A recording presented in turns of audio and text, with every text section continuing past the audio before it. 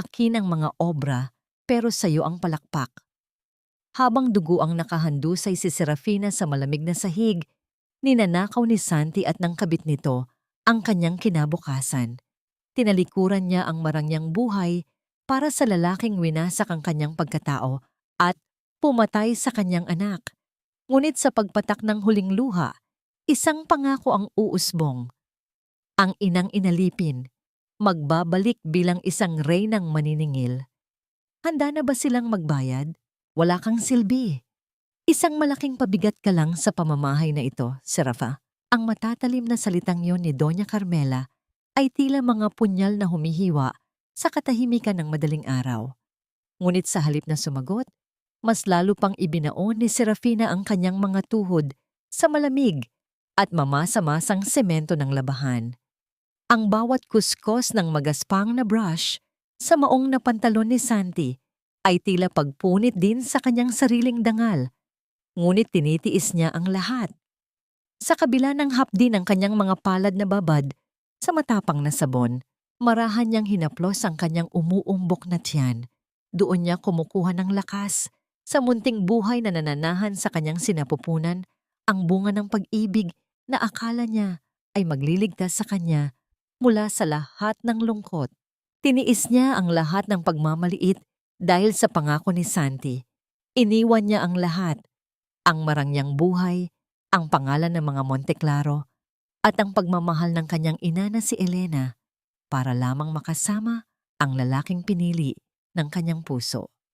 Ngunit ang pangarap na buhay ay unti-unting naging isang madilim na bilangguan. Narinig niya ang mga yabag ng sapatos na papalapit sa kanya. Hindi na niya kailangang mag-angat ng tingin para malaman kung sino ito. Ang amoy ng mamahaling pabango na humahalo sa amoy ng sabon ay sapat na para kilalanin ang kanyang asawa. Inilapag ni Santi ang isang malaking canvas sa tabi ng planggana. Ang kanyang muka ay walang bakas ng pag-aalala para sa asawang hirap na hirap sa gawaing bahay. Santi, kailangan ko na talagang magpahinga ng konti. Masakit na ang balakang ko. Mahinang pakiusap ni Serafina habang pilit na tumatayo. Ang kanyang kamay ay nakasuporta sa kanyang likuran. Ngunit tiningnan lamang siya ni Santi nang may halong pagkairita. Iniharap nito sa kanya ang painting, ang obra na buong puyat na tinapos ni Serafina kagabi habang ang lahat ay natutulog. Isang napakagandang larawan ng pagsikat ng araw na puno ng pag-asa, ngunit ngayon ay mayroon ng nakapirmang pangalan sa ibaba. Santiago Monteclaro. You don't understand, Serafina. Kailangan kong dalhin ito sa gallery ngayon. This is for us, para sa future ng baby natin. Kung hindi ko ito gagawin, paano no tayo kakain? Paano kita mabibigyan ng magandang buhay? Ang boses ni Santi ay puno ng manipulasyon, isang uri ng paglalambing na nakabalot sa panunumbat. Alam niya kung paano paikutin ang damdamin ni Serafina, kung paano gawing utang na loob ang bawat pagnanakaw niya sa talento ng asawa. Bago pa man makasagot si Serafina, bumukas ang gate ng kanilang munting bakuran. Isang marangyang sasakyan ang huminto sa tapat, at mula rito ay bumaba ang isang babaeng nakasuot ng napakagandang pulang damit. Si Valerie. Ang bawat hakbang nito sa suot na high heels ay tila nagmamarka ng kapangyarihan sa lupang kinatatayuan ni Serafina. Santi darling, is that the masterpiece? It's divine! Masayang bati ni Valerie na tila hindi man lamang napansin ang presensya ni Serafina na basang-basa ang mga kamay at damit. Serafina, huwag kang tatayo-tayo lang dyan, utos ni Doña Carmela na biglang lumabas mula sa kusina. Ang kanyang mukha ay puno ng pekeng ngiti para kay Valerie. Tulungan mo si Miss Valerie sa mga gamit niya. Siya ang investor na magdadala kay Santi sa tuktok ng tagumpay. Huwag kang maging bastos. Napalunok si Serafina. Ang bigat ng kanyang tiyan ay tila lalong nadagdagan ng bigat ng kanyang nararamdamang selos at pagkalito. Inutusan siya ng kanyang sariling asawa at biyenan na magsilbi sa isang babaeng malinaw na may ibang pagtingin sa kanyang asawa. Sa bawat paghakbang niya patungo sa sasakyan, para kunin ang mga mabibigat na kahon ng alak na dala ni Valerie, nararamdaman niya ang paninigas ng kanyang tiyan. Careful, baka mabasag mo yan. Mahal ang laman yan. Baka kahit ibenta mo pa ang kaluluwa mo, ay hindi mo mabayaran. Mapanguyam na bulong ni Valerie nang mapadaan siya sa tabi nito. Sinadya nitong iharang ang dulo ng kanyang sapatos sa dinaraanan ni Serafina. Sa isang iglap, nawalan ng balanse ang buntis na babae. Ang bigat ng kahon ay humila sa kanya pababa. Ang kanyang mga tuhod ay tumama sa matigas na semento at ang kanyang katawan ay bumagsak ng pasandig. Ang sakit ay hindi lamang nagmula sa kanyang mga sugat, kundi mula sa kaibuturan ng kanyang sinapupunan. Isang matalim at nakakapanghina na kirot na tila humihigop sa lahat ng hangin sa kanyang baga. Napatingin si Serafina kay Santi, umaasa na makikita ang takot o pag-aalala sa mga mata nito. Ngunit ang nakita niya ay ang pagkainis ni Santi dahil sa nabasag na bote ng alak na nagmantsa sa kanyang sapatos. Ano ba, Serafina? Napakalampa mo talaga. Alam mo namang importante ang araw na ito.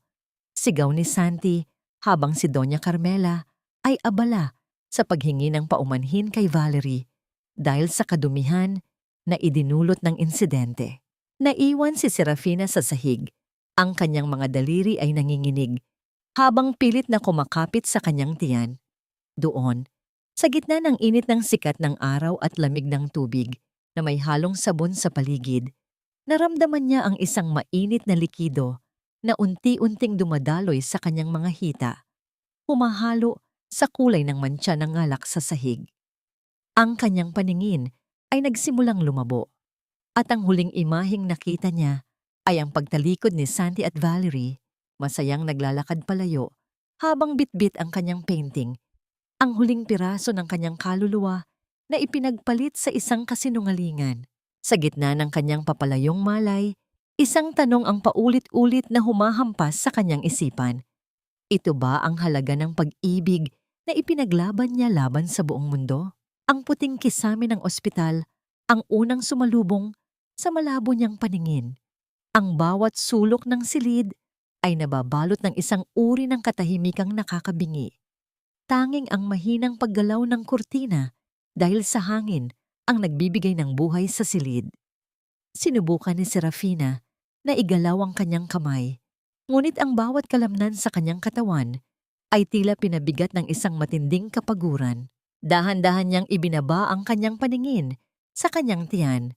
Ang dating umuumbok na bahagi na puno ng pangarap ay tila naging isang patag at hungkag na espasyo. Nang pumasok ang nurse na may dalang mga gamot, ang tanging tunog na maririnig ay ang marahang pagtapak ng mga sapatos nito sa semento. Hindi na kailangan pang magsalita ng nurse. Ang malungkot na tingin nito at ang marahang pag-iling ay sapat na para kumpirmahin ang katotohanang ayaw tanggapin ni Serafina. Wala na ang kanyang anak. Ang munting buhay na itinuring niyang tanging kayamanan sa gitna ng hirap ay binawi sa kanya sa isang iglap ng kataksilan. Sa kabila ng panghihina, ang isipan ni Serafina ay tanging kay Santi lamang nakatuon. Kailangan siyang malaman ni Santi. Kailangan niya ang kanyang asawa. Sa gitna ng dilim at malakas na pagbuhos ng ulan sa labas, tumakas si Serafina mula sa ospital. Ang bawat butil ng malamig na tubig na tumatama sa kanyang balat ay tila mga karayom na tumutusok sa kanyang sugatang pagkatao. Ang kanyang suot na manipis na hospital gown ay basang-basa na, ngunit ang lamig ng paligid ay wala kumpara sa lamig na nararamdaman niya sa kanyang puso. Pagdating sa tapat ng kanilang munting bahay, nakita niyang maliwanag ang loob. Ang mga anino sa bintana ay tila nagsasayaw. Sa halip na matinding pighati ang sumalubong sa kanya, narinig niya ang masayang tawanan mula sa loob ng kanilang kwarto. Dahan-dahan niyang itinulak ang pinto, sapat lamang para makita ang katotohanang tuluyang wumasak sa kanyang mundo. Sa loob ng silid, nakita niya si Santi at Valerie na magkayakap sa ibabaw ng kama. Ang bote ng mamahaling alak ay nakapatong sa gilid at ang tawanan nila ay tila isang malupit na musika sa pandinig ni Serafina. Cheers, darling! Ngayong wala na ang pabigat na asawa mo at ang anak nyo, mas malaya na nating makukuha ang lahat. Masayang wika ni Valerie habang hinahalikan si Santi. Walang bakas ng lungkot sa mukha ni Santi, tanging ang kasakiman at pagnanasa ang nananahan sa kanyang mga mata. Umatras si Serafina. Ang kanyang likod ay sumandal sa pader ng maliit na opisina ni Santi. Ang bawat hininga niya ay tila isang pakikipaglaban sa matinding pagsusuka. Sa kanyang pag-atras, ang kanyang paa ay sumagi sa isang nakatagong kahon sa ilalim ng desk. Dahil sa kuryosidad at galit, dahan-dahan niyang binuksan ang kahon. Ang kanyang puso ay tila huminto sa pagtibok nang makita ang nilalaman nito. Doon, sa loob ng luma at maalikabok na kahon, ay nakatago ang daan-daang liham. Ang bawat sobre ay may tatak ng pangalan ng kanyang ina, si Elena Monteclaro. May mga petsang mula pa noong unang buwan ng kanyang pag-alis sa kanilang mansyon hanggang sa kasalukuyan. Kinuha ni Serafina ang isang liham, ang kanyang mga daliri ay nanginginig habang hinahaplos ang tuyong mantsa ng luha na naiwan sa papel. Isang patunay na ang kanyang ina ay umiyak din habang sinusulat ang mga ito. Binasa niya ang bawat titik at doon ay nalaman niya ang katotohanan. Hindi siya itinakwil ng kanyang pamilya. Hindi siya kinalimutan ni Elena. Lahat ng sinabi ni Santi tungkol sa pagkamuhi ng kanyang pamilya ay isang malaking kasinungalingan para mapanatili siya sa ilalim ng kanyang kontrol. Ang bawat salita ni Elena sa liham ay puno ng pagsusumamo at pag-aalala. Serafina, nasaan ka man? Alam mong laging bukas ang pinto ng ating tahanan para sa'yo. Huwag kang maniniwala sa kahit na kanino na nagsasabing hindi kita mahal. Isang malamig na katinuan ang biglang lumukob sa buong pagkatao ni Serafina. Ang pighati ay unting napalitan ng isang mapanganib na katahimikan. Hindi na siya ang babaeng nagmamakaawa para sa pag-ibig. Ang apoy ng galit sa kanyang mga mata ay tila nagpaliyab sa dilim ng silid. Muli niyang binalaling ang tingin sa huling linya ng liham ng kanyang ina na tila isang huling hudyat ng kanyang muling pagsilang. Anak, umuwi ka na. Naghihintay kami. Naiyukom ni Serafina ang kanyang kamao hanggang sa mabaon ang kanyang mga kuko sa kanyang palad. Tiningnan niya ang pinto ng kwarto kung saan naroon ang kanyang asawa at sa pagkakataong ito, wala ng luha sa kanyang mga mata. Tanging ang matalim na determinasyon ang natira.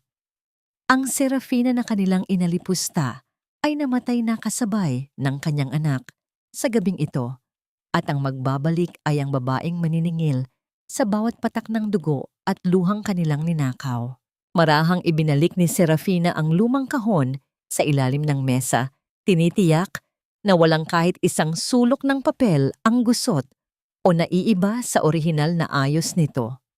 Ang bawat galaw niya ay kalkulado at maingat. Kinokontrol ang matinding panginginig ng kanyang mga kamay. Matapos itago ang katotohanan na nagpabago sa takbo ng kanyang isip, lumabas siya ng bahay at hinayaan ang sarili na balutin ng lamig ng gabi. Nang sumikat ang araw, muli siyang nahiga sa puting kama ng ospital bago pa man may makapansin na nawala siya.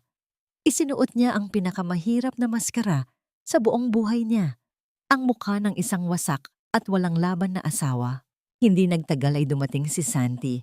Nakasuot ito ng mukha ng pagluluksa, isang husay sa pag-arte na noon ay bumulag sa kanya, ngunit ngayon ay nagdudulot ng matinding pagkasuklam sa kanyang sikmura.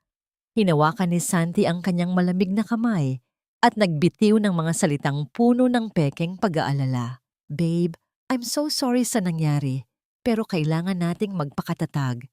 Madaming bill sa hospital at kailangan natin ng malaking pera. Malambing ngunit may diin na wika ni Santi habang hinahaplos ang kanyang buhok. Iisipin ko sanang ibenta na natin yung lumang lupa ng lolo mo sa probinsya for our fresh start. Payag ka ba? Dati, baka lumuhod pa si Serafina sa pasasalamat. dahil sa pag-aakalang hindi siya iniiwan ng asawa sa gitna ng trahedya.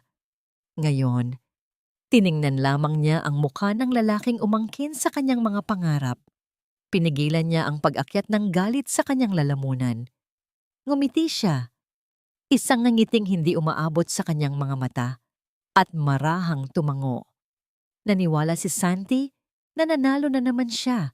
Walang kamalay-malay na ang pagtangong yon ay ang unang hakbang ng paghuhukay ni Serafina sa kanyang sariling libingan. Nang makahanap ng pagkakataon makalipas ang ilang araw, matapos siyang makauwi mula sa ospital, naglakad si Serafina patungo sa isang maliit na tindahan sa kabilang kanto. Ang mainit na sikat ng araw ay tila humahapdi sa kanyang namumutlang balat, ngunit hindi niya ininda ang pagod. Kinuha niya ang nag-iisang barya sa kanyang bulsa at ipinasok sa lumang teleponong pampubliko. Kinuha niya ang isang maliit na piraso ng papel kung saan niya isinulat ang numero mula sa liham ng kanyang ina. Nanginginig ang kanyang mga daliri habang pinipindot ang mga numero. Ang panginginig na yon ay hindi na dahil sa matinding takot sa kanyang mga biniyenan, kundi dahil sa pamumukadkad ng kaba ng isang taong matagal na nakulong at ngayon ay pilit na binubuksan ang pinto ng kanyang hawla. Ang matagal na paghihintay sa linya ay nagbigay ng sikip sa kanyang dibdib. Inasahan niyang marinig ang mainit na boses ni Elena, ngunit isang malalim at pormal na boses ng lalaki ang sumagot. Nagpakilala itong si Ricardo, ang abogado ng pamilya Monteclaro.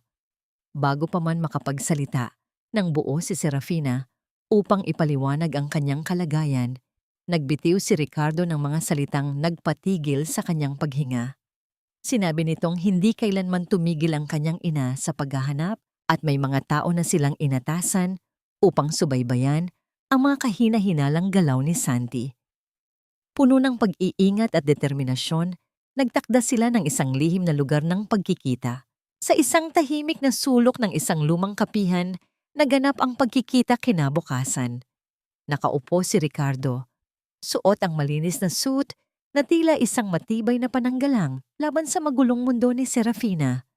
Pagkaupo niya, tiningnan siya ni Ricardo nang may matinding pag-unawa at respeto. Walang halong pagkaawa sa mga mata nito na kadalasang nagpapababa sa tingin niya sa kanyang sarili. Sa halip, mayroong pagkilala sa kanyang halaga. Marahang inilapag ng abogado ang isang makapal na brown folder sa ibabaw ng mesa. Ang paglapat ng dokumentong yon sa kahoy ay tila nagdala ng bigat ng libu-libong sikreto na matagal nang inilihim sa kanya. Dahan-dahang binuksan ni Ricardo ang nilalaman nito at iniharap kay Serafina ang mga papeles. Ang kanyang paningin ay nagdilim sa mga numerong nakita niya. Hindi lang ang mga painting mo ang ninakaw niya, Serafina. Tahimik ngunit mariin na paliwanag ni Ricardo.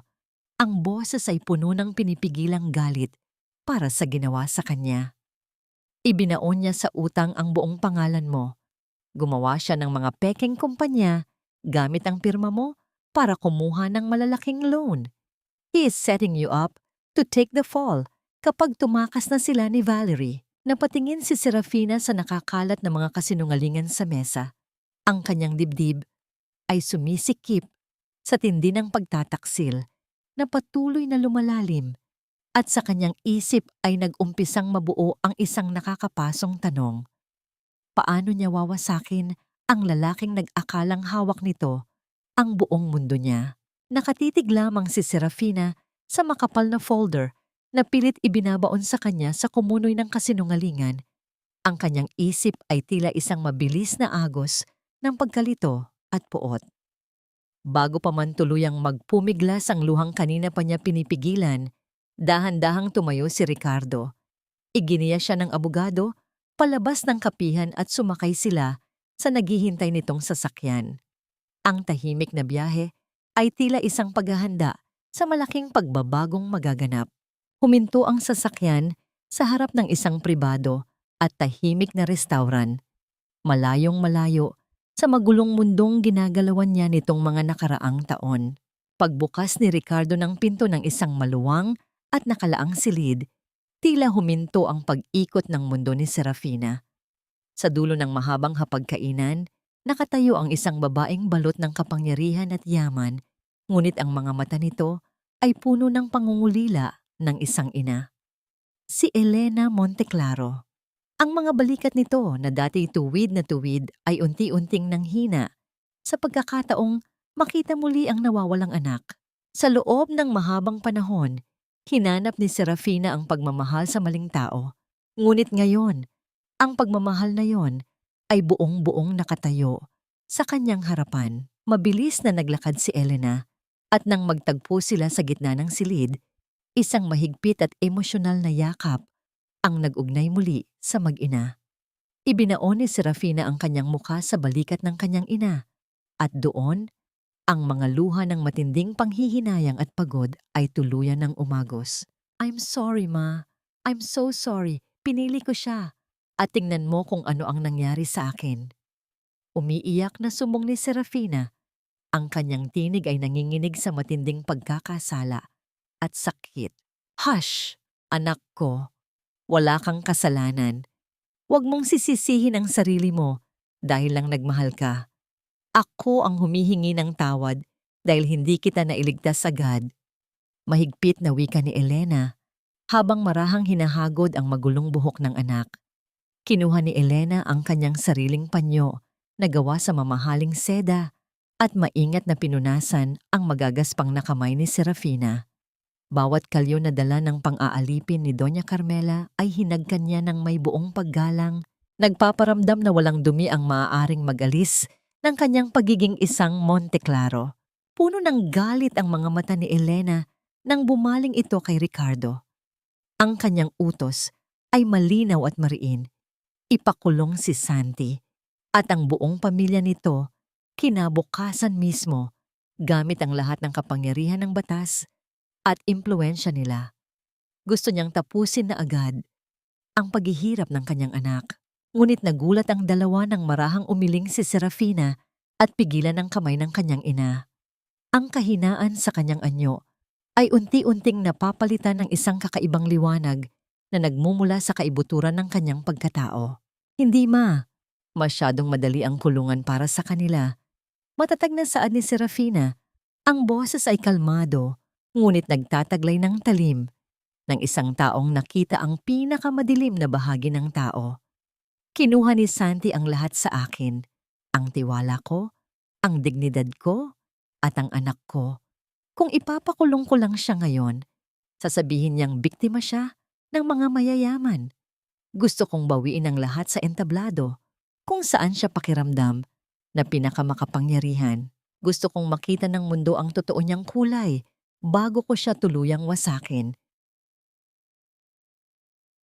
Napatitig si Ricardo sa mukha ni Serafina. Nakita ng abogado, hindi ang biktima na dumating sa kapihan kanina, kundi isang babaeng handang lumaban sa isang mahabang digmaan ng talino at damdamin. Tumango si Ricardo, nag-aalok ng kanyang buong suporta. Ipinangako niya na ang bawat galaw ni Santi at Valerie ay babantayan niya at tutulungan niya si Serafina na bumuo ng isang perpektong patibong. Inilapag ng abogado ang plano tungkol sa gaganaping National Art Exhibit, ang pinakamalaking parangal na hinihintay ni Santi, kung saan ipapakita ang pinakabagong obra nito. Doon itatayo ang entablado ng pagbagsak. Pauwi sa bahay ng kanyang mga asawa ng gabing iyon, tinipon ni Serafina ang bawat natitirang piraso ng tapang sa kanyang dibdib. Pumasok siya sa loob at agad siyang sinalubong ng nakakapasong titig ni Santi. Nakatayo ang kanyang asawa sa gitna ng sala. Ang kamay nito ay nakakuyom sa isang makapal na sinturon. Ang mukha ay nakabalot sa paghihinala at pagkainis. Dahil sa matagal na pagkawala ni Serafina, ang anino ni Santi ay humaba sa pader, tila isang halimaw na naghihintay sa kanyang biktima. Ang hangin sa loob ng bahay ay biglang nagpabigat, nagbabanta ng panibagong pasakit.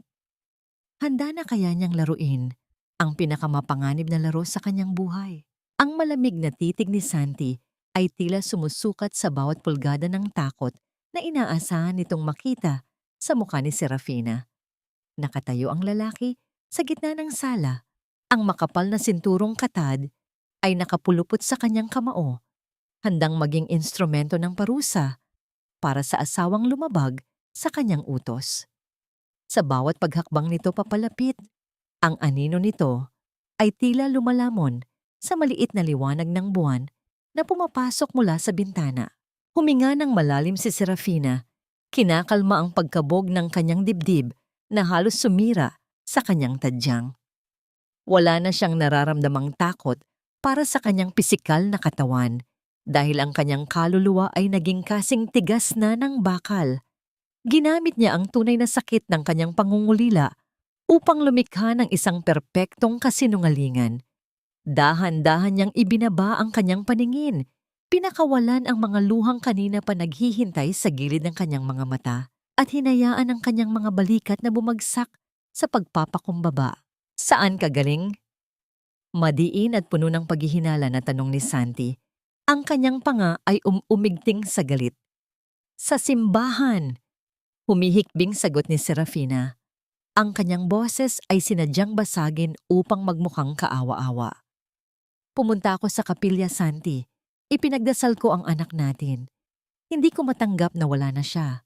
Gusto ko lang humingi ng tawad sa Diyos dahil hindi ko siya naingatan. Ang pagbanggit sa nawalang bata ay naging isang epektibong kalasag. Nakita ni Serafina ang paglambot ng ekspresyon ni Santi, hindi dahil sa awa, kundi dahil naniwala itong hawak pa rin niya ang isip ng asawa. Ibinagsak ni Santi ang makapal na katad sa ibabaw ng mesa, nagdulot ng isang matalim na panginginig sa kahoy na bumasag sa nakakasakal na tensyon ng silid. Dapat nagpaalam ka, malamig na wika ni Santi, bago tumalikod upang kumuha ng maiinom. Huwag mo nang uulitin yon. Bago pa man makahinga ng maluwag si Serafina, mabilis na lumabas si Doña Carmela mula sa kusina. Ang mukha ng matanda ay nakakunot, puno ng pandidiri habang tinitingnan ang basang damit ng manugang. Ginamit na naman nito ang paborito nitong sandata, ang lason ng utang na loob. Anong tinatayo-tayo mo dyan, Serafina? Nagiinarte ka na naman dahil sa nangyari sa ospital? Mariin at mapang-alipustang panunumbat ni Doña Carmela.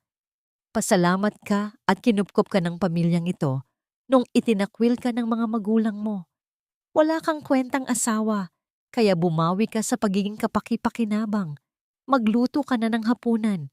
Paparating na si Valerie at ayaw kong mapahiya ang anak ko sa pinakamahalagang bisita niya. Walang salitang lumabas sa bibig ni Serafina. Tumango lamang siya at dumiretso sa kusina. Sa halip na magreklamo, ibinuhos niya ang kanyang atensyon sa paghihiwa ng mga sangkap.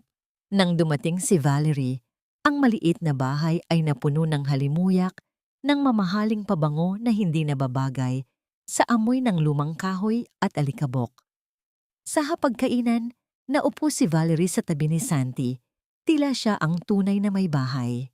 Tahimik na nakatayo si Serafina sa gilid, nagsisilbing tagapagsali ng tubig at tagakuha ng mga pinggan. Ang bawat pagkiskis ng kutsara sa porselanang pinggan ay tila sinadyang diinan ni Valerie upang iparamdam ang kanyang kapangyarihan. Santi, darling, bakit ba ang tigas ng luto ng asawa mo? Maarteng reklamo ni Valerie, iniluluwa ang piraso ng karne sa kanyang serbilyeta. Hindi ba siya tinuruan ng tamang panlasa bago kayo nagpakasal? Nakakaawa ka naman. You deserve a wife who knows how to host a proper dinner. Tumawa lamang si Santi at Doña Carmela, sumasang-ayon sa pang-iinsulto habang si Serafina ay patuloy na nakayuko. Ngunit sa paglipas ng gabi, habang naghuhugas ng mga maruruming pinggan sa lababo, isang kakaibang pakiramdam ang bumalot kay Serafina. Habang pinapanood niya ang mga bula ng sabon na naglilinis sa mga mantika ng pinagkainan ni Valerie at Santi, isang malamig at matalim na ngiti ang unti-unting sumilay sa kanyang mga labi. Hindi na siya nasasaktan. Sa halip, bawat pang-aalipusta nila ay naging gatong sa nag-aalab na apoy ng kanyang plano. Naisip niya na hayaan lang silang magpakasaya sa pag-aakalang nanalo sila dahil ang pinakamatamis na pagbagsak ay mangyayari kapag nasa rurok na sila ng kanilang kayabangan. Nang tuluyan ng makatulog ang lahat, pumasok si Serafina sa maliit na bodega na ginawa niyang studio. Ang liwanag ng isang maliit na bumbilya ang naging saksi sa kanyang lihim na gawain. Ang marahang paglapat ng basa at makulay na brotsa sa magaspang na canvas ay ang tanging nagbibigay ng kapayapaan sa kanyang isip. Nagsimula siyang lumikha ng isang obra, isang napakagandang larawan ng isang babaeng nakatalikod na naglalakad patungo sa liwanag. Ngunit may isang lihim na itinago si Serafina sa pagitan ng mga kulay. Sa pinakailalim na bahagi ng pintura, gumamit siya ng isang natatanging asul na marka na siya lamang at ang kanyang ina ang nakakaalam. Ito ang magiging bitag na hindi matatakasan ng kanyang asawa. Kinabukasan ng umaga, naabutan ni Santi ang natapos na obra. Ang mga mata nito ay nanlaki sa pagkamangha at kasakiman. Walang pag-aalinlangan. Kinuha nito ang brush. Isinawsaw sa itim na pintura at ipinatong ang malaking pangalan nito sa gilid ng canvas. Ito na iyon, bulong ni Santi sa kanyang sarili. Ang mukha ay puno ng ambisyon.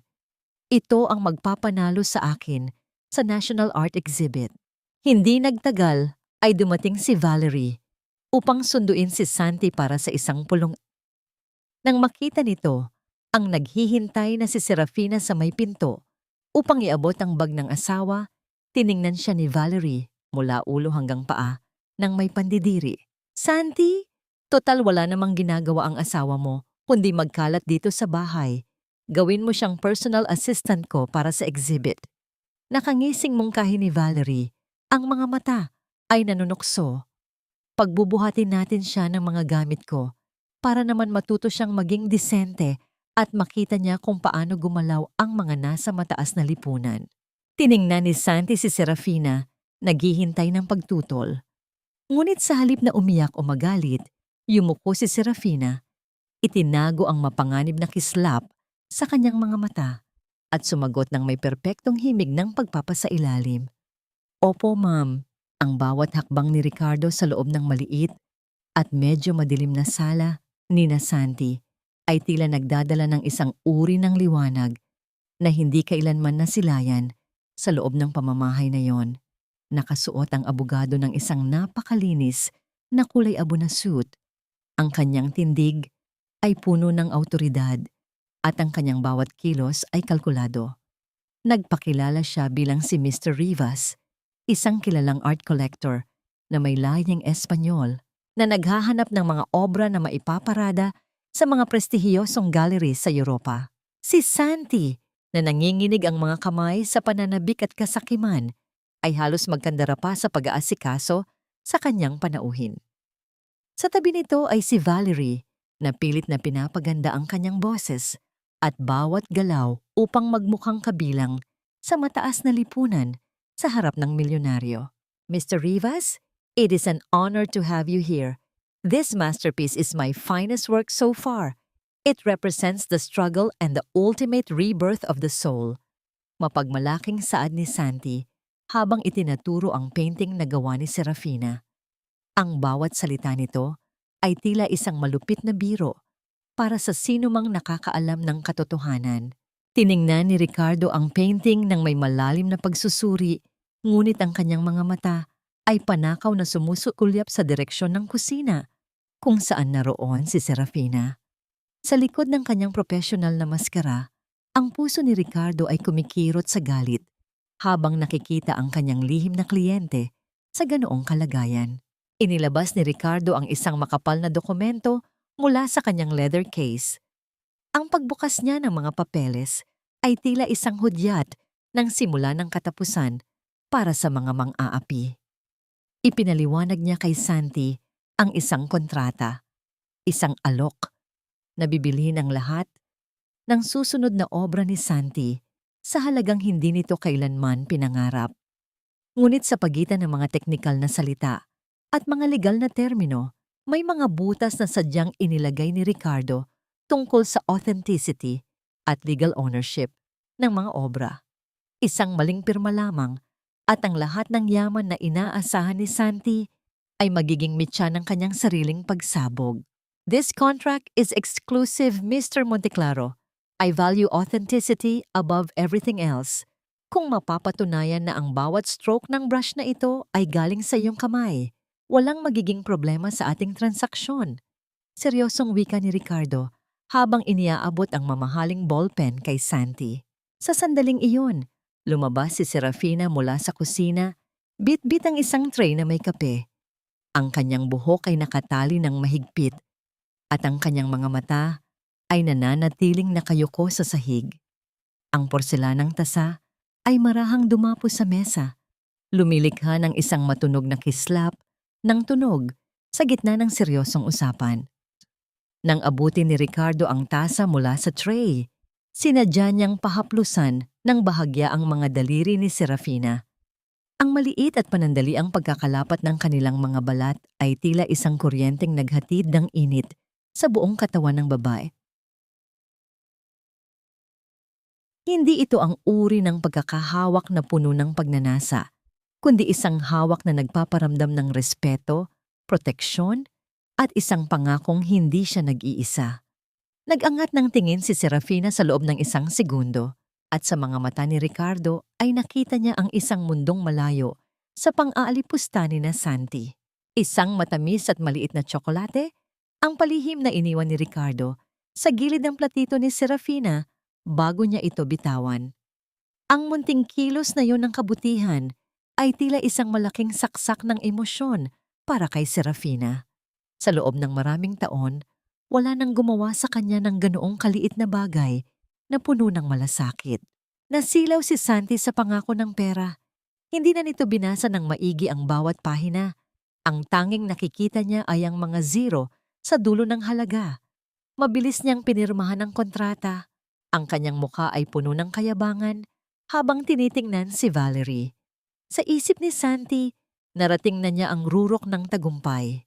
Matapos ang transaksyon, habang inililigpit ni Ricardo ang kanyang mga gamit, tumayo si Santi at hinarap ang kanyang asawa ng may malamig at mapang-asar na ngiti. Ang kanyang boses ay puno ng panunuya, tila tinatapos na ang huling bakas ng dignidad ni Serafina. Did you hear that, Serafina? Milyonaryo na tayo. Ngayon, wala na akong dahilan para itago ka pa rito. Bukas na bukas din, ibebenta ko na ang huling lupang pamana ng lolo mo para may dagdag tayong capital para sa exhibit. Wala ka nang magagawa. Naramdaman ni Serafina ang paninigas ng kanyang buong katawan. Ang lupang iyon ang huling koneksyon niya sa kanyang nakaraan at sa kanyang dangal. Tiningnan niya si Ricardo na ngayon ay naglalakad na palabas at sa gitna ng sakit, isang katanungan ang pilit na humihiwa sa kanyang puso. Hanggang kailan pa ba niya kailangang magtiis bago tuluyang gumuho ang palasyo ng kasinungalingan ni Santi? Ang gabi ay balot ng isang mabigat na katahimikan. Tila ang bawat sulok ng bahay ay nagmamasid sa pighating pilit na ikinukubli ni Serafina sa kanyang dibdib. Habang ang lahat ay tila nahihimbing sa kanilang mga panaginip, isang anino ang dahan-dahang gumagalaw sa dilim. Si Doña Carmela, na may mga matang puno ng kasakiman, ay palihim na pumasok sa maliit at masikip na silid ni Serafina. Sa gitna ng mahinang liwanag mula sa labas, hinalughog ng matanda ang mga luma at sira-sirang gamit ng kanyang manugang hanggang sa makita niya ang isang maliit na kahoy na lalagyan. Sa loob nito ay nakatago ang huling alaala ng pagkabata ni Serafina, isang antigong singsing na may nakatanim na kumikinang na esmeralda, ang huling pamana ng kanyang yumaong lola. Marahang hinawakan ni Doña Carmela ang alahas. Ang kanyang muka ay nagpakita ng isang mapang-uyam na ngiti habang tinitimbang ang yaman na nasa kanyang palad. Walang bakas ng konsensya sa kanyang mga mata nang ibulsa niya ito at mabilis na lumabas ng silid. Hindi alam ni Doña Carmela na mula sa madilim na sulok ng pasilyo, nakasandal si Serafina sa pader. Ang kanyang puso ay tila isang tambol na mabilis ang pagtibok sa gitna ng matinding kaba at galit. Hawak niya ang teleponong ibinigay ni Ricardo. Ang kamera nito ay nakatutok at tahimik na kumukuha ng bawat kilos ng kanyang biyenan. Ang bawat pigil na paghinga ni Serafina ay tila isang pakikipaglaban sa matinding pagnanais na sumigaw at bawiin ang kanyang pag-aari. Ngunit alam niyang kailangan niyang magtiis para sa mas malaking layunin. Kinabukasan, sa sala ng bahay, naging saksi si Serafina sa isang eksenang tila sumasaksak sa kanyang puso ng paulit-ulit. Iniharap ni Doña Carmela si Valerie kay Santi at sa harap ng kanyang asawa, kinuha ng matanda ang antigong singsing. Valerie, iha, gusto kong tanggapin mo ito bilang regalo.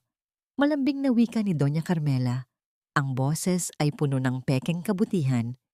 Ito ay nararapat lamang sa isang babaeng may dangal at tunay na nagmamahal sa anak ko. Ikaw ang magiging tunay na manugang sa pamamahay na ito. Isinuot ni Valerie ang singsing sa kanyang daliri. Ang kanyang mukha ay puno ng tagumpay habang tinitingnan si Serafina na abala sa pagpupunas ng sahig sa malapit. Hindi na kayanan ni Serafina ang pananahimik. Binitawan niya ang basahang hawak at lumapit kay Santi. Ang kanyang boses ay nanginginig sa matinding emosyon. Santi, iyan ang singsing ng lola ko. Iyan ang huling natira sa akin mula sa pamilya ko. Paano mo hahayaang ibigay iyan sa ibang tao? Pagsusumamo ni Serafina, ang kanyang mga mata ay nagsisimula ng mabasa ng luha. Ngunit sa halip na proteksyon, isang matinding hampas ng palad ang tumama sa pisngi ni Serafina. Ang lakas ng pagkakasampal ni Santi ay nagdulot ng isang nakakabingig na tunog sa katahimikan ng silid at isang matinding pag-init sa kanyang balat. Napasandal si Serafina sa pader.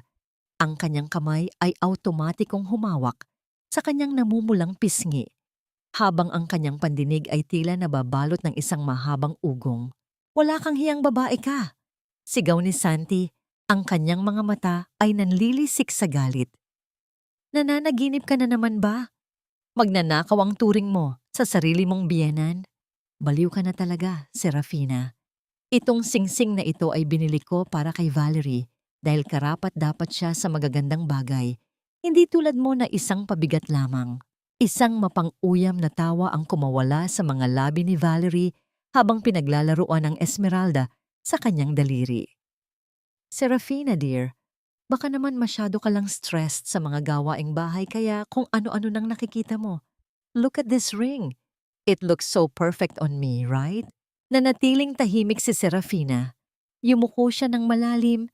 Ang kanyang buhok ay tumabon sa kanyang mukha upang itago ang naglalagablab na puot sa kanyang mga mata. Sa loob ng kanyang isip, nagsimula siyang bumilang mula 1 hanggang 10. Ang bawat bilang ay isang hakbang patungo sa pagtitimpi, isang paraan upang hindi siya sumabog sa harap ng mga taong unti-unting kumikitil sa kanyang pagkatao. Alam niya na ang bawat sakit na nararamdaman niya ngayon ay magiging kabayaran ng kanilang bawat kasalanan sa hinaharap.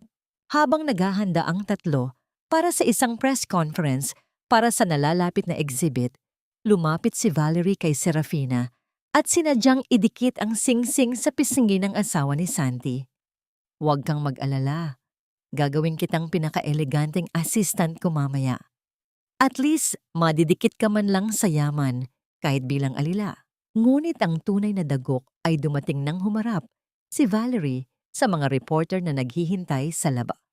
Sa gitna ng mga kislap ng kamera at ingay ng mga tanong, itinaas ni Valerie ang kanyang kamay na may suot na singsing ni Serafina at nagbitiw ng isang pahayag na tila bumasag sa huling hibla ng pag-asa ng asawa ni Santi.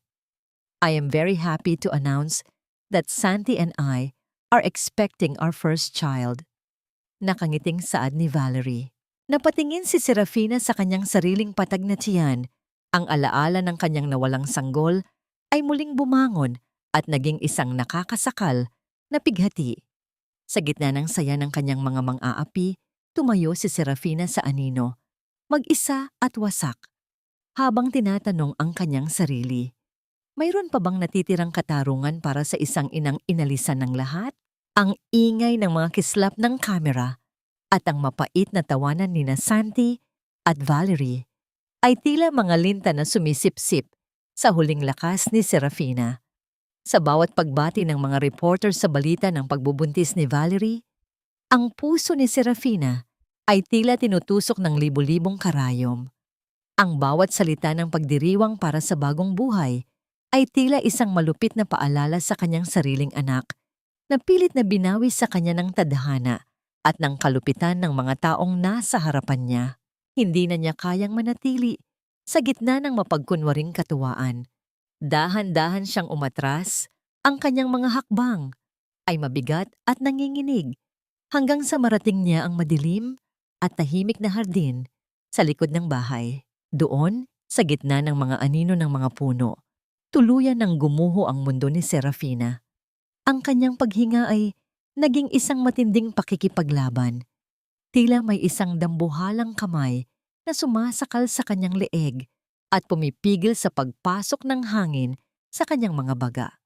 Ang bawat pintig ng kanyang puso ay naging isang mabilis na pagtambol ng kaba na nagdudulot ng panlalabo ng kanyang paningin. Napasandal siya sa magaspang na balat ng isang puno. Ang kanyang mga kamay ay pilit na kumakapit sa kanyang dibdib na tila sinusubukang pigilan ang sarili na tuluyang mawasak. Ang panic attack na ito ay hindi lamang dahil sa takot, kundi dahil sa matinding pangungulila sa munting anghel na kailanman ay hindi na niya mayayakap. Huminga ka, Serafina, sumunod ka sa akin. Isang malumanay at baritonong boses ang bumasag sa nakakasakal na katahimikan ng gabi. Mula sa kadiliman, lumabas si Ricardo. Ang kanyang anyo ay tila isang matatag na pader sa gitna ng nagngangalit na bagyo. Hindi siya lumapit ng mabilis upang hindi mabigla ang babae. Sa halip, nanatili siya sa isang distansya na nagpaparamdam ng kaligtasan. Itinaas ni Ricardo ang kanyang kamay. Ginagabayan ang bawat hirap na paglanghap at pagbuga ng hangin ni Serafina. Nandito ako. Ligtas ka. Bulong muli ni Ricardo. Ang boses ay puno ng isang uri ng pagmamalasakit na matagal nang hindi nararamdaman ni Serafina. Walang mananakit sa iyo rito. Unti-unting kumalma ang pagkabog ng dibdib ni Serafina. Ang kanyang mga mata, na kanina ay puno ng lula, ay nagtagpo sa mga mata ni Ricardo. Sa pagkakataong yon, hindi siya nakakita ng abogado o ng isang kakampi sa batas. Nakita niya ang isang lalaking handang tanggapin ang lahat ng kanyang mga basag na piraso. Sa gitna ng lamig ng gabi, dahan-dahang lumapit si Ricardo at inalis ang kanyang suot na jacket. Isinampay niya ito sa nanginginig na mga balikat ni Serafina. Ang init na nagmumula sa suot ni Ricardo ay tila isang yakap na nagpapatahimik sa lahat ng kanyang mga dusa. Dahil sa matinding pagod at emosyon, hindi na napigilan ni Serafina ang kanyang sarili. Marahan niyang isinandal ang kanyang noo sa balikat ni Ricardo. Hinayaan niya ang kanyang sarili na umiyak ng tahimik. Ang bawat butil ng luha ay tila mainit na uling na dumadaloy sa kanyang pisngi. Marahang itinaas ni Ricardo ang kanyang kamay, tila nag-aalinlangan sa simula, bago niya dahan-dahang hinaplos ang buhok ni Serafina upang iparamdam ang kanyang presensya. Walang malisya, walang pagnanasa, tanging ang dalisay na hangaring bigyan ng kapayapaan ang isang pusong matagal nang nagdurusa. Bakit, Ricardo? Pabulong na tanong ni Serafina. Ang boses ay paos sa matinding pag-iyak. Bakit kailangang maging ganito kalupit ang mundo? Bakit ang mga taong nagnanakaw ng buhay ay binibiyayaan ng panibagong buhay, habang ang katulad ko ay naiiwan sa dilim? Hindi ko maibibigay ang lahat ng sagot sa iyo ngayon, Serafina. Sagot ni Ricardo, habang ang kanyang mga mata ay nananatiling nakatuon sa malayo, tila binabantayan ang bawat banta sa paligid. Pero isa lang ang masisiguro ko. Ang dilim ay may katapusan din. At sa bawat patak ng luha mo ngayon, tinitiyak ko sa'yo, magbabayad sila. Hindi kita pababayaan. Ngunit ang sandali ng kapayapaan ay tila isang mabilis na kislap lamang ng bituin. Isang matalim at matinis na boses ang bumasag sa kanilang pag-iisa. Nagmumula sa nakabukas na pinto ng kusina. Ang anino ni Doña Carmela ay lumitaw. dala ang isang matinding aura ng paninira at pagkapuot. "Serafina, sino yang kasama mo?" Sigaw ni Doña Carmela. Ang boses ay puno ng malisya at pandidiri. "Naghahanap ka na ba ng lalaki habang nagluluka ang anak ko? Anong klaseng asawa ka? Malandi ka talaga." Ang bawat salita ng matanda ay tila isang malakas na sampal na muling nagpabalik kay Serafina sa kanyang malupit na realidad. Naramdaman niya ang mabilis na paglayo ni Ricardo, hindi dahil sa takot, kundi upang hindi lalong madiin si Serafina sa maling hinala. Naiwan ang lamig sa mga balikat ni Serafina habang nakatitig sa papalapit na banta ng kanyang biyenan. Paano niya mapoprotektahan ang huling piraso ng kanyang kapayapaan mula sa mga taong determinado siyang wasakin hanggang sa huli. Mabilis na kumilos ang isipan ni Ricardo bago pa man tuluyang makalapit si Doña Carmela sa kanila sa ilalim ng malamlam na liwanag ng hardin. Humarang siya sa pagitan ng matanda at ni Serafina. Ang kanyang mukha ay nabalot ng isang seryoso at propesyonal na anyo na tila walang anumang emosyong nagaganap sa pagitan nila ng babae kanina lamang. Sa bawat pagtapak ni Doña Carmela sa damuhan, ang boses nito ay puno ng malisya. Ngunit sinalubong ito ni Ricardo ng isang boses na kasing lamig ng bakal. "Huminahon kayo, madam. Sinusuri ko lamang ang paligid ng inyong tahanan." Pahayag ni Ricardo sa kanyang papel bilang si Mr. Rivas. "Ang mga obrang bibilhin ko ay nagkakahalaga ng milyon-milyon. Kailangan kong matiyak na ang security upgrades ay sapat para maprotektahan ang aking investment. Ang inyong asawa ay tinutulungan lamang ako sa pagtukoy ng mga mahihinang bahagi ng bakod." Ang marahas na anyo ni Doña Carmela ay biglang nagbago. Napalitan ng isang nakakaalibadbad ng ngiti nang maalala ang pera na maaring makuha mula sa banyaga. "Ah, ganun ba? Pasensya na kayo, Mr. Rivas. Akala ko kasi ay kung ano na ang ginagawa ng tamad na babaeng ito." "Serafina, bumalik ka na sa loob. Huwag mong istorbohin ang panauhin natin." Walang imik na tumalikod si Serafina. Ramdam ang huling sulyap ng pag-aalala mula kay Ricardo bago siya tuluyang pumasok sa kanyang madilim na studio. Sa loob ng maliit na silid na yon, kung saan ang amoy ng linseed oil at pintura ay naging tanging kasama niya sa loob ng maraming taon, kinuha ni Serafina ang kanyang brush. Sa bawat paglapat ng kulay sa canvas, ang kanyang puso ay tila bumubulong ng isang panalangin ng paglaya. Tinapos niya ang kanyang huling obra, isang napakagandang larawan ng isang babaeng nakatalikod, naglalakad patungo sa isang maningning na abot-tanaw. Ngunit sa ilalim ng makapal na layer ng pintura sa sulok ng canvas, maingat niyang inilagay ang isang markang SM gamit ang isang natatanging asul na tinta na tanging sa ilalim ng ultraviolet na liwanag lamang lilitaw. Ito ang kanyang lihim na selyo, ang kanyang sandata, laban sa pagnanakaw ng kanyang pagkatao. Hindi nagtagal. Pumasok si Santi sa studio. Ang mga mata nito ay nanlaki sa pagkamangha. Hindi dahil sa ganda ng sining, kundi dahil sa perang nakikita nito sa bawat stroke ng brush ni Serafina. Walang anumang pasasalamat, kinuha ni Santi ang isang malaking brush, isinawsaw sa itim na pintura, at buong yabang na ipinatong ang kanyang sariling pirma sa ibabaw ng gawa ni Serafina. "This is it, Serafina. This is my ticket to fame," bulong ni Santi habang tinitingnan ang painting na tila isang tropeo. "Bukas, dadalhin ko na ito sa gallery. Maghanda ka na, dahil simula bukas, magbabago na ang lahat."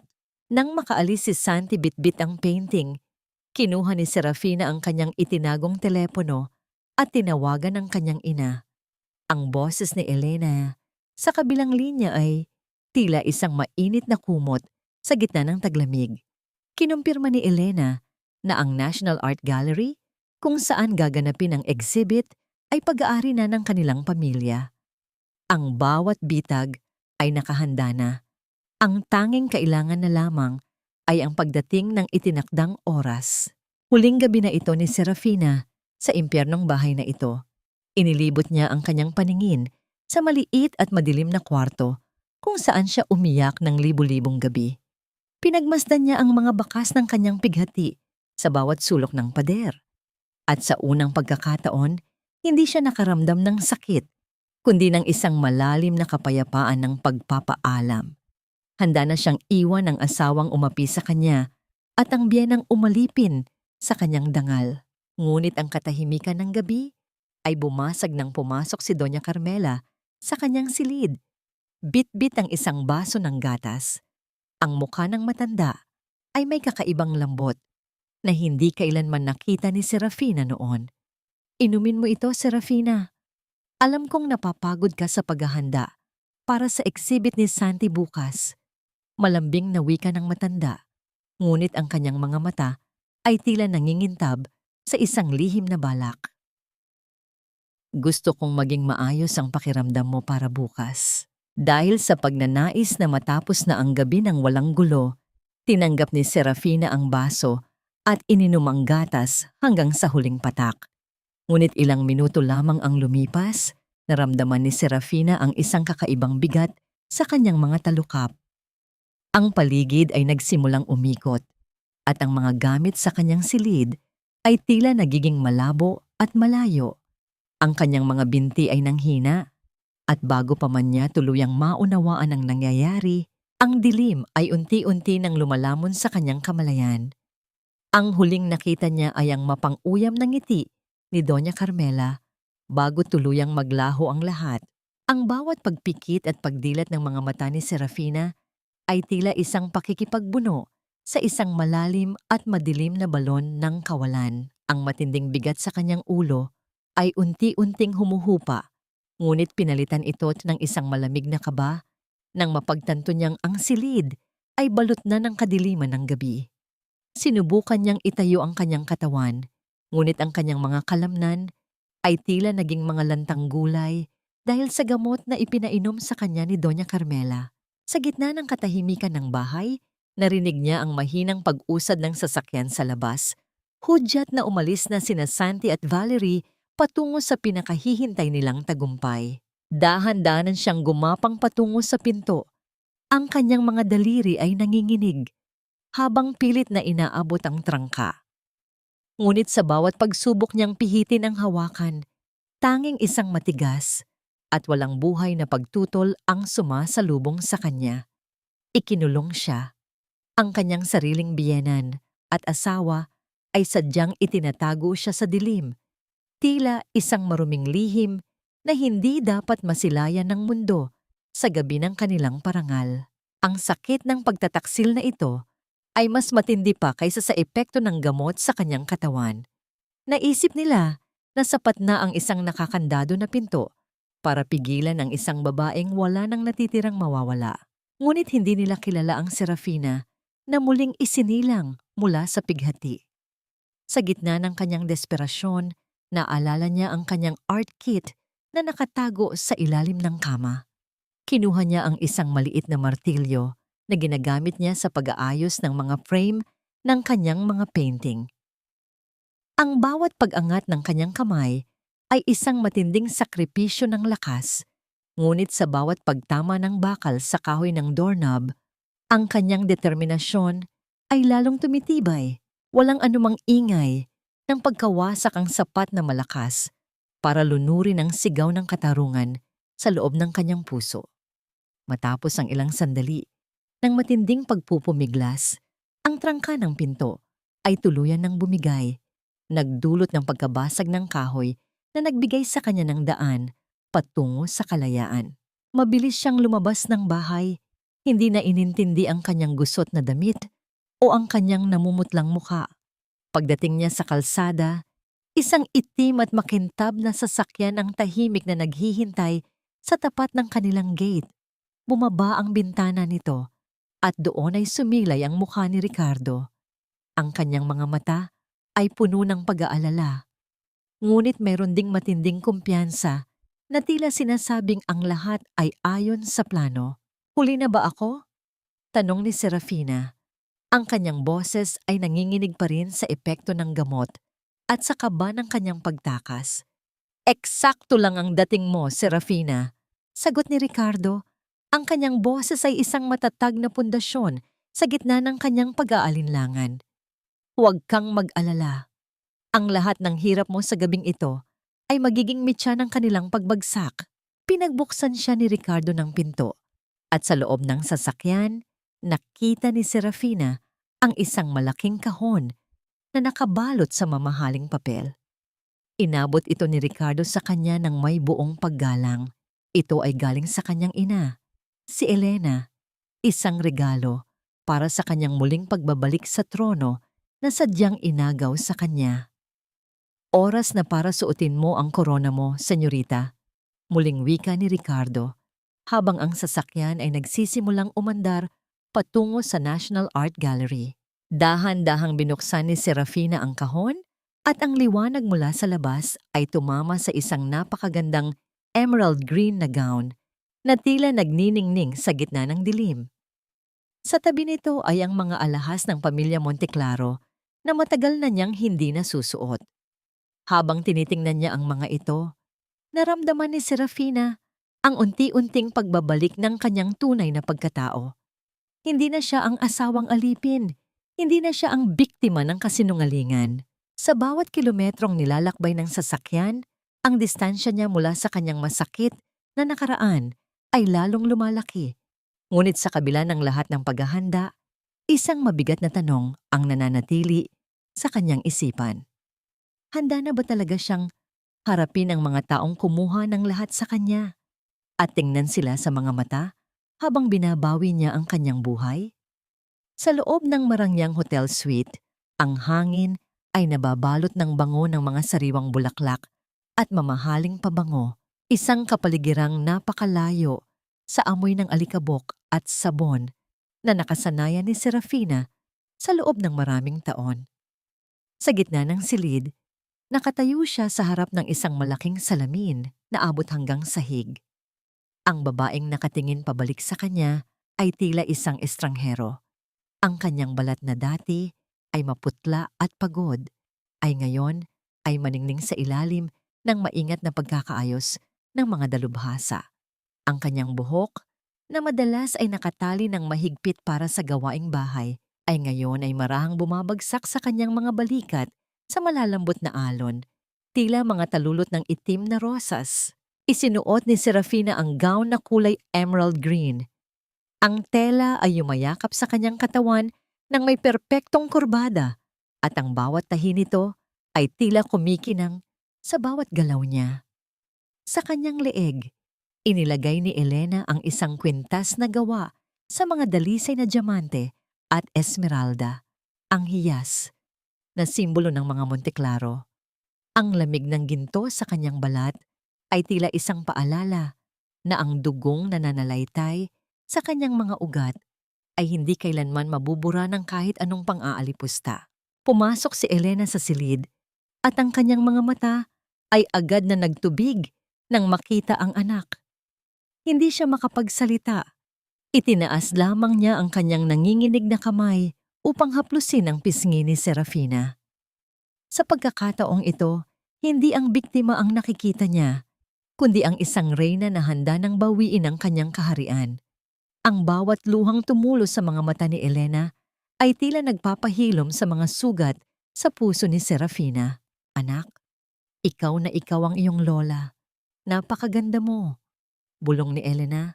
Ang boses ay puno ng pagmamalaki at pagmamahal. Ngayong gabi, ipakikita natin sa kanila kung sino ang tunay na nagmamay-ari ng entablado. Nakatayo sa may pintuan si Ricardo, tahimik na nagmamasid. Ang kanyang karaniwang matatag at propesyonal na anyo ay bahagyang gumuho ng magtagpo ang kanilang mga mata. Ang kanyang paghinga ay tila saglit na huminto, at ang isang hindi maipaliwanag na kislap ng paghanga ang sumilay sa kanyang mga mata. Lumapit siya ng dahan-dahan.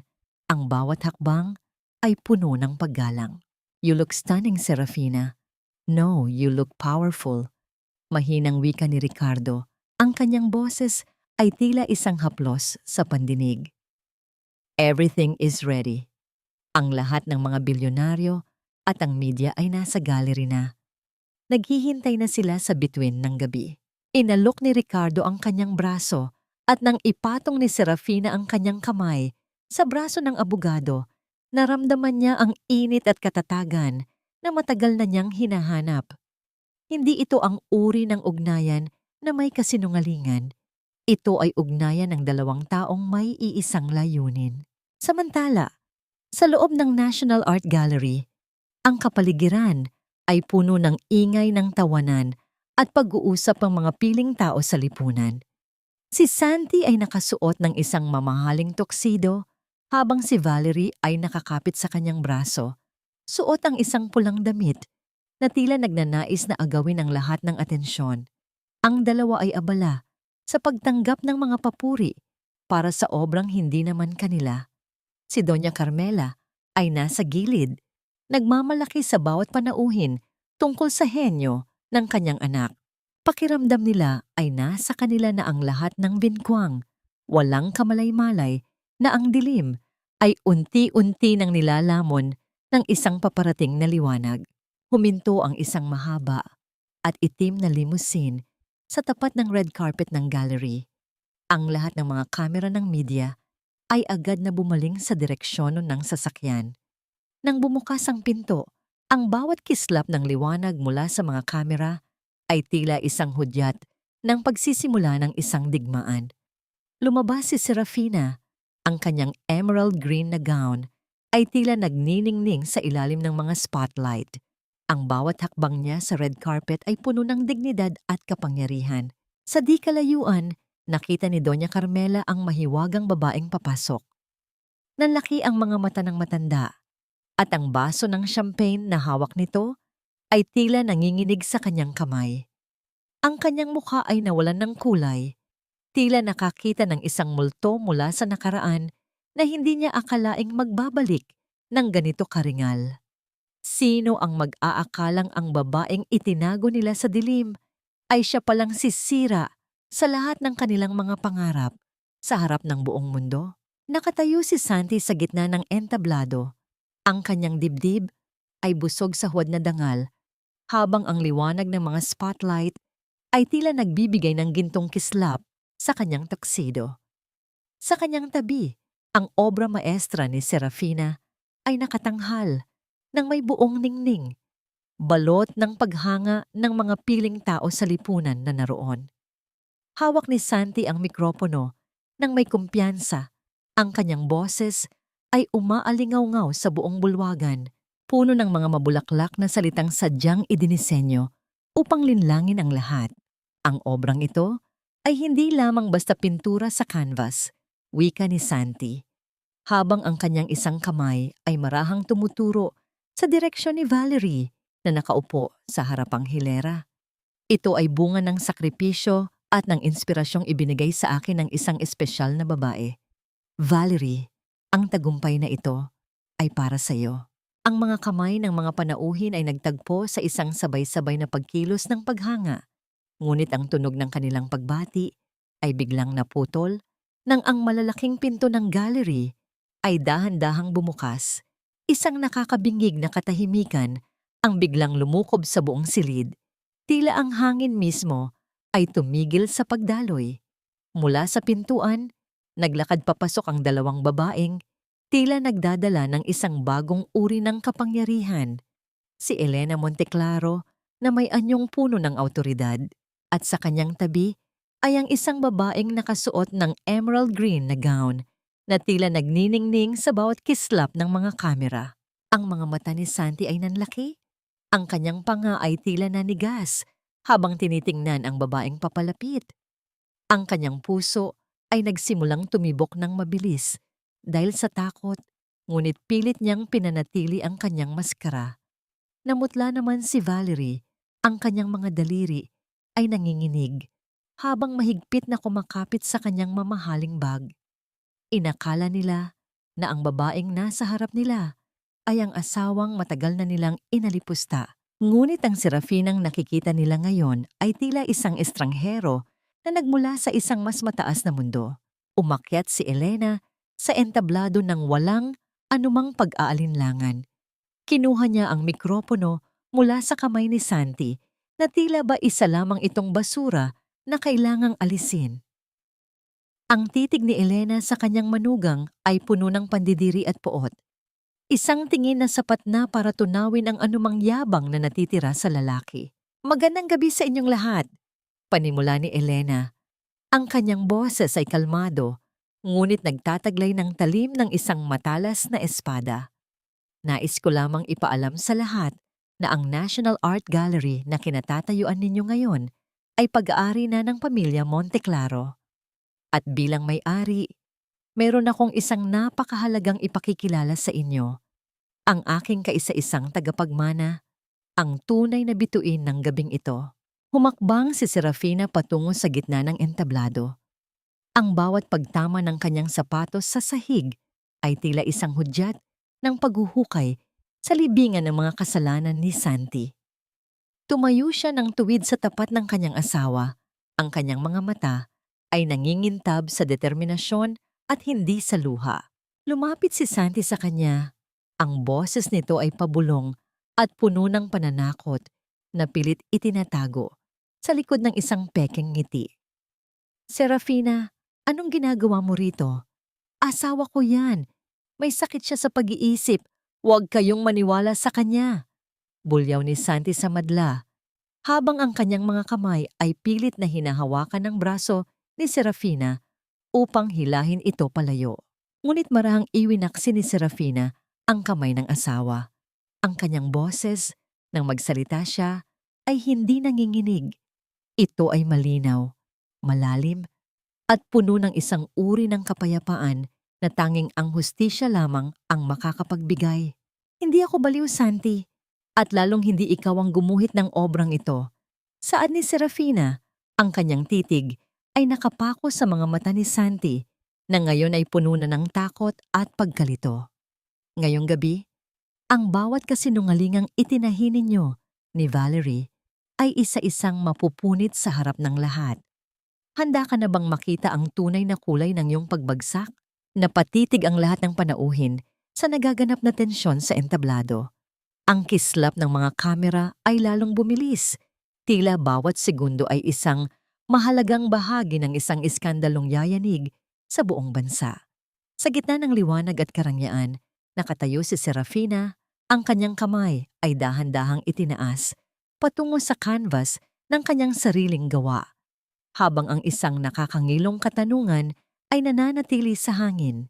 Paano magagawang itanggi ng isang magnanakaw ang kanyang krimen kapag ang mismong biktima na ang humarap sa kanya sa rurok ng kanyang tagumpay? Ang bawat segundong lumilipas sa loob ng bulwagan ay tila isang mabigat na patak ng ulan bago ang isang malakas na dilubyo.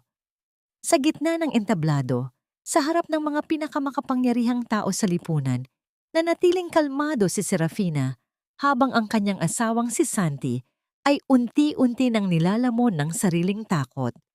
Marahang kinuha ni Serafina ang isang puting tela mula sa kanyang maliit na bag. Isang telang sadyang binasa ng isang espesyal na solusyon na siya lamang ang nakakaalam sa ilalim ng nakatutok na mga ilaw.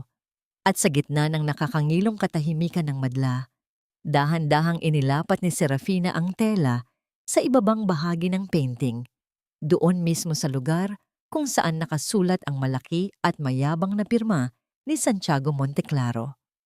Sa bawat marang pagpunas niya, ang itim na pintura ng pirma ni Santi ay unting nababura, tila isang maskarang tinatanggal sa isang manlilinlang. At sa ilalim nito, lumitaw ang isang maliit ngunit malinaw na marka, ang mga titik na S at M na nakasulat sa isang natatanging asul sa asul na tinta na tumititig pabalik sa lahat ng naroon. Ang bawat stroke ng mga titik na yon ay tila sumisigaw ng katotohanan na matagal nang ibinaon sa dilim. Hindi pa doon nagtatapos ang lahat.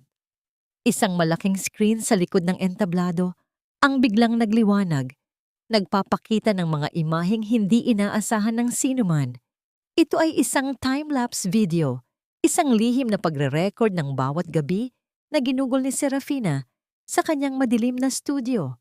Malinaw na nakita ng lahat kung paano maingat na binuo ni Serafina ang bawat kulay, bawat anino, at bawat damdamin ng obrang nasa harap nila ngayon. Ang bawat patak ng pawis at ang bawat panginginig ng kanyang kamay dahil sa pagod ay naging saksi sa kanyang tunay na henyo, habang si Santi ay wala sa kahit isang bahagi ng video, kundi sa huling bahagi lamang kung saan ninakaw nito ang natapos ng obra. Humakbang pasulong si Ricardo. Ang kanyang tindig ay puno ng talim at awtoridad. Inilabas niya ang mga orihinal na dokumento na nagpapatunay sa bawat sentimong ninakaw ni Santi mula sa pamilya Monteclaro. Ang kanyang boses ay umaalingaw-ngaw sa buong gallery. Bawat salita ay tila isang hatol na walang kawala. Santiago Monteclaro, hindi lamang ang sining ng iyong asawa ang iyong ninakaw. Saad ni Ricardo, ang kanyang titig ay nakapako sa nanghihinang anyo ni Santi. Ninakaw mo rin ang pondo ng pamilya Monteclaro sa pamamagitan ng mga huwad na transaksyon at pekeng kumpanya. Bawat yaman na iyong ipinagmamalaki ngayon ay bunga ng pagtataksil at pandaraya. Sa gitna ng kaguluhan, inilabas ni Serafina ang kanyang telepono at ikinonekta ito sa malaking screen. Ang sumunod na video ay nagpatahimik sa buong bulwagan nang higit pa sa anumang ebidensya. Doon ay nakita si Doña Carmela na palihim na pumapasok sa silid ni Serafina. Ninanakaw ang antigong singsing na pamana at kalaunan ay ibinibigay ito kay Valerie nang may mga salitang puno ng pandidiri para kay Serafina. Ang bawat mapang-uyam na tawa ni Valerie at ang bawat pang-aalipusta ni Doña Carmela ay narinig ng lahat. Nagpapakita ng tunay na dumi sa likod ng kanilang marangyang anyo. Nawala ng kontrol si Santi. Ang kanyang mukha ay namula sa matinding hiya at galit. Tila isang hayop na nasukol sa kanto. Sumigaw siya at sinubukang dambahin si Serafina. Ang kanyang mga kamay ay nakaumang na tila sasakal sa asawang naglantad sa kanyang dumi. Ngunit bago pa man siya makalapit, mabilis siyang hinarangan ng mga matitipunong gwardiya ni Elena. Ang bawat pagpupumiglas ni Santi ay tila isang desperadong kilos ng isang taong alam na ang kanyang mundo ay gumuho na.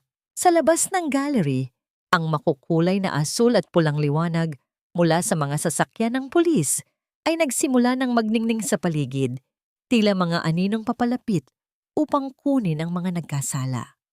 Ang tunog ng mga sirena sa malayo ay unti-unting lumalakas, isang hudyat ng katarungang matagal nang hinihintay.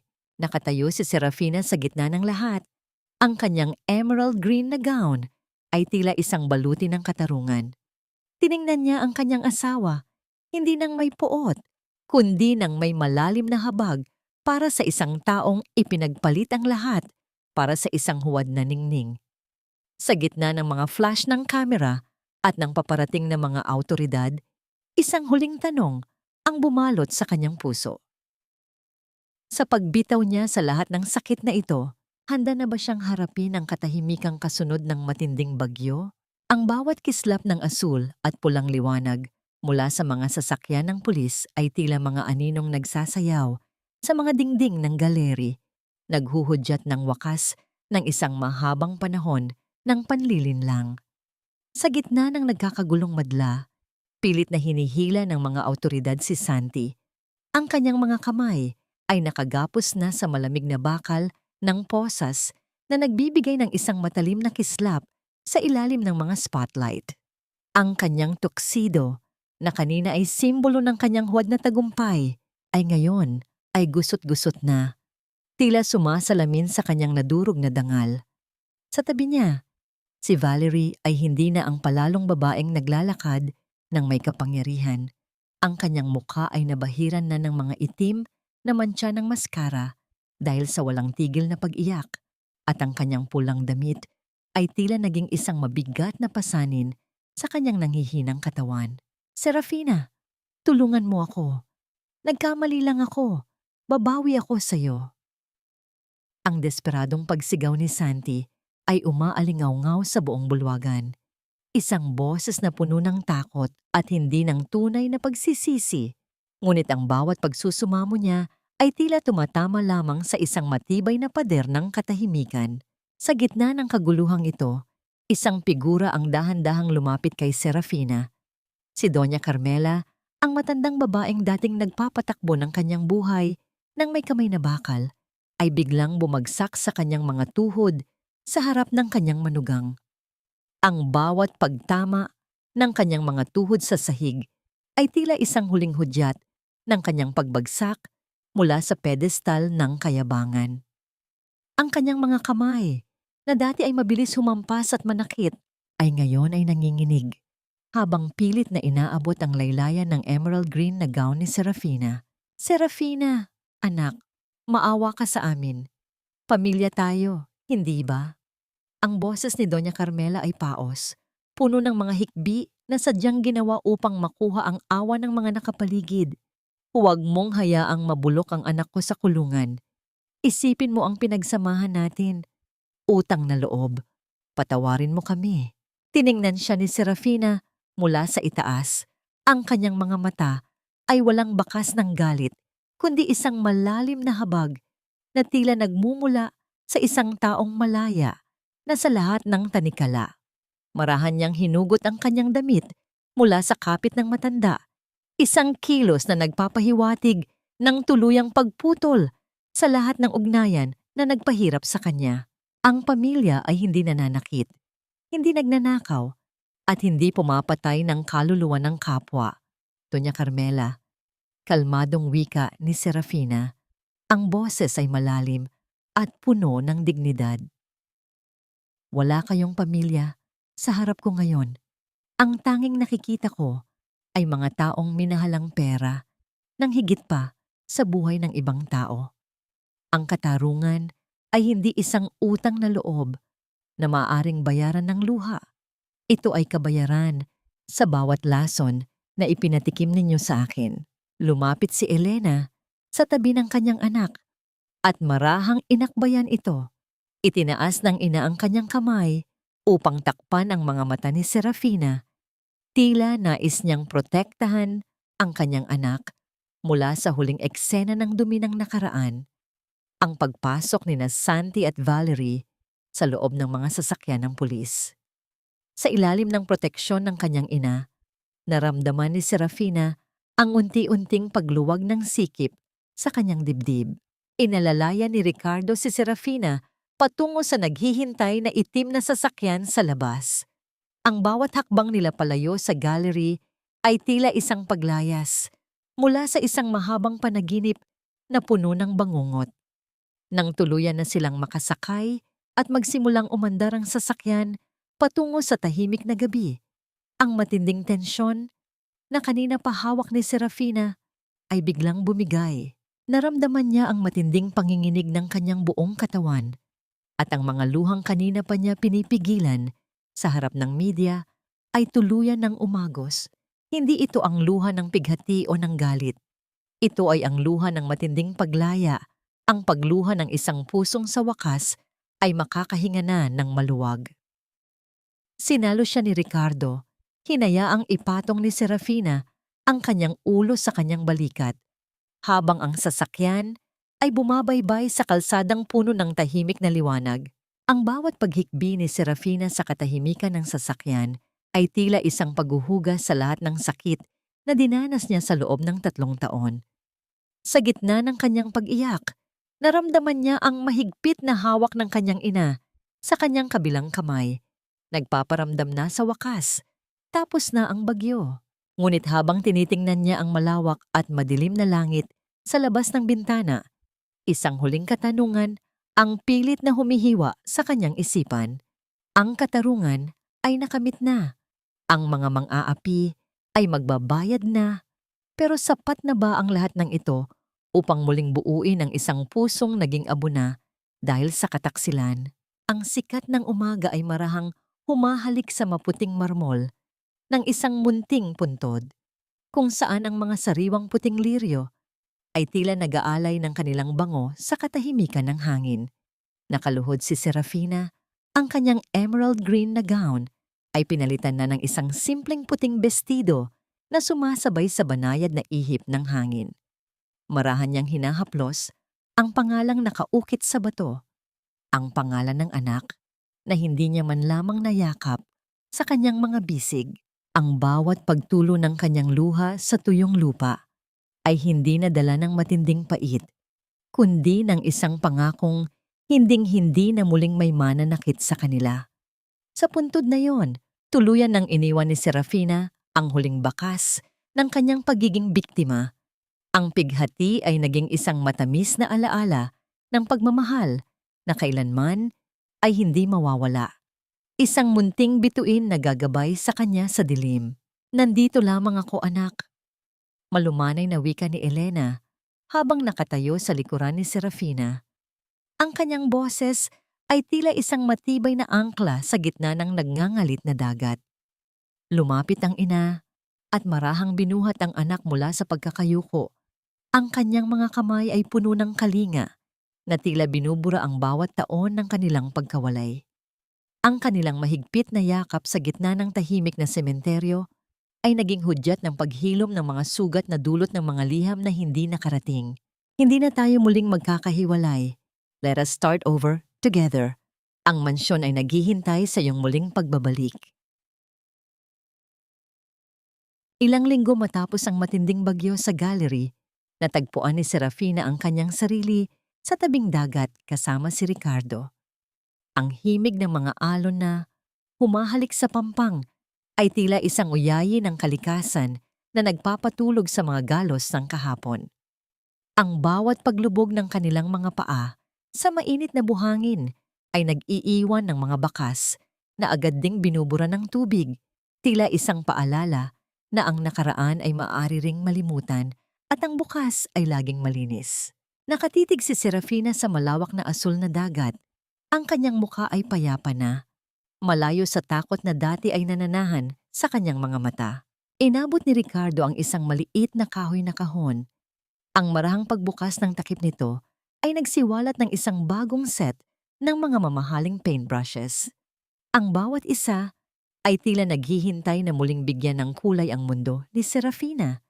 Tiningnan niya ang mga ito nang may halong kaba at pananabik. Ang kanyang mga daliri ay marahang dumadampi sa malalambot na balahibo ng mga brushes. Hindi ko alam kung kaya ko pang gumuhit para sa sarili ko, Ricardo. Mahinang pag-amin ni Serafina. Ang kanyang boses ay humahalo sa mahinang huni ng mga ibon sa malayo. Natatakot ako na baka ang tanging alam ko na lamang ay ang magpinta ng sakit at madidilim na anino.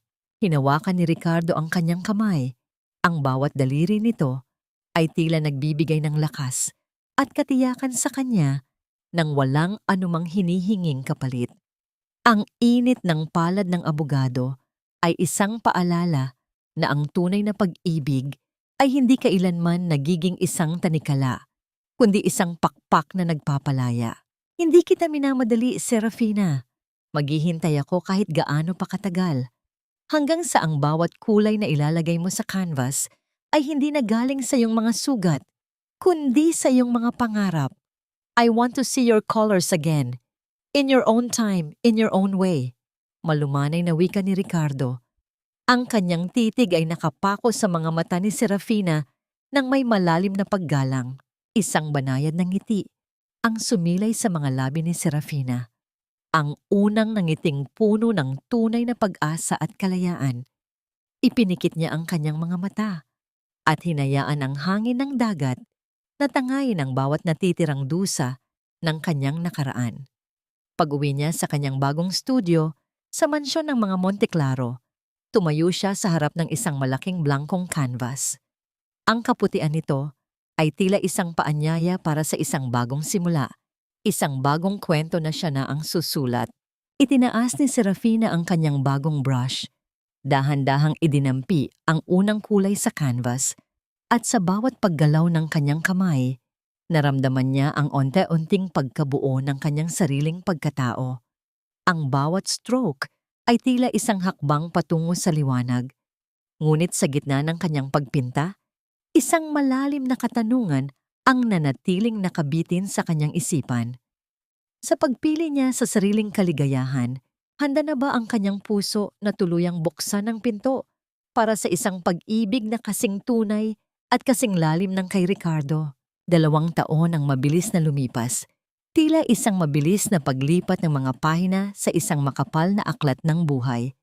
Ang bulwagan ng bagong gallery ni Serafina ay balot ng isang mainit at banayad na liwanag, puno ng halimuyak ng mga sariwang bulaklak, at ang mahinang bulungan ng mga taong may mataas na pagpapahalaga sa sining.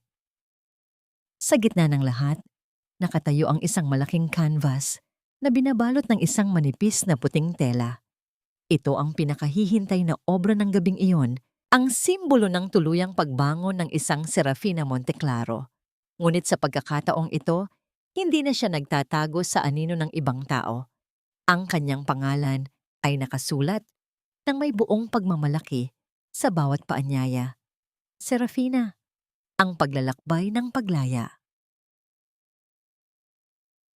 Bago magsimula ang programa, saglit na tumigil si Serafina sa harap ng isang malaking bintana na nakaharap sa hardin. Nabalitaan niya ang balita kaninang umaga mula kay Ricardo. Si Santi at Valerie ay kasalukuyang nagdurusa sa loob ng malamig na rehas ng bilangguan na hatulan ng mahabang taon dahil sa kanilang mga krimen. Si Doña Carmela naman ay nabubuhay sa isang maliit at sirang bahay sa probinsya. Nilalayuan ng mga dating kakilala at nabubuhay sa kahihihiyan ng kanyang mga nagawa. Sa loob ng mahabang panahon, inakala ni Serafina na ang makitang nagdurusa ang mga ito ang magbibigay sa kanya ng tunay na kaligayahan. Ngunit habang tinitingnan niya ang payapang hardin, natanto niya na ang tunay na hustisya ay hindi ang pagpapakitang gilas ng parusa, kundi ang kakayahan niyang hindi na sila isipin pa.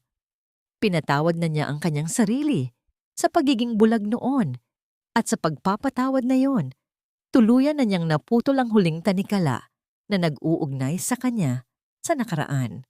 Lumapit si Elena sa kanyang anak. Ang kanyang mukha ay nagniningning sa labis na kagalakan at pagmamalaki. Hinawakan ni Elena ang mga kamay ni Serafina. Ang mga kamay na dati ay puno ng kalyo mula sa pang-aalipin, ngunit ngayon ay muling naging malambot at puno ng buhay.